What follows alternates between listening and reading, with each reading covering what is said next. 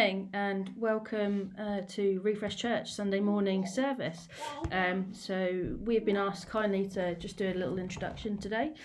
So we're phoning in from Soham, not so sunny.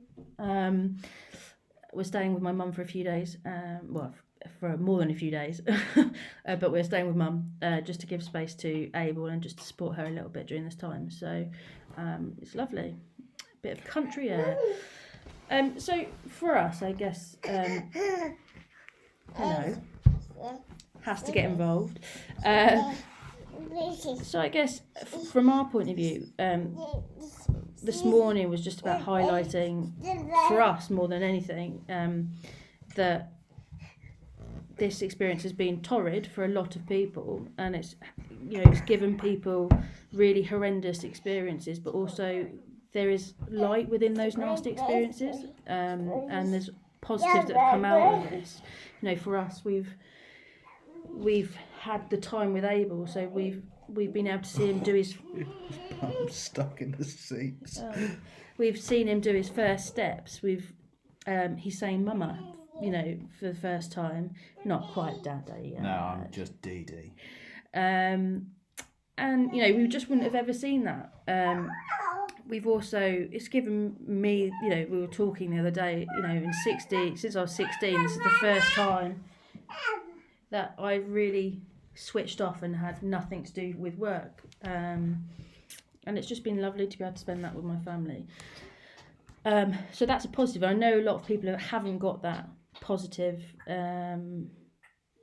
spin that they can put to it, but I think there are positives that we can all draw out of this situation, whether that be spending more time with our family, understanding who our neighbours are, or talking to our neighbours, or having a realisation at just how fragile but amazing life is. And certainly from my point of view, I lost my dad this time last year roughly, and from my experience of what the NHS was then, I couldn't do the job that they're doing every single day. And I think that's why community and community spirit has become so important during this time, because you understand the struggles that everyone else around you's having and the positives that they are having as well. And I think self-isolation on its own is just... it naturally makes you have space from each other, but also it makes you understand people more, because I'm guilty of it. You go into the shops and the first thing that you do is put your head down into your trolley and then run around the shops and get out. But actually, you're queuing and talking to people. You're you're aware of people around you when you're shopping, and you're getting the opportunities to say hello and give someone a smile, and you don't know what that will mean to people. And I think community spirit, for me, this week has been symbolised by there's one person, so Anna Stringer, I saw was commenting on a post on Facebook. Long story short, a woman went shopping the day before, and then the next day was just warning people that she'd got symptoms of coronavirus, to which there was a massive uproar. Oh goodness. There was a massive uproar, and actually I think there's a lot of fear around, so a level of anxiety is natural, but Anna's point continued to be just be kind, just be kind, just be kind. And I think that there's a lot of space for everyone just to be kind, and through that we are we're showing part of God. We're showing who He doesn't like those at all. No. We're showing small part of what God can do in people's lives, and we are going to be the beacon of those people and the beacon of the church, and we just need to be that light to people, I think, and take the opportunities where we can. I think that's all I've got to say on that. I don't know. Brilliant.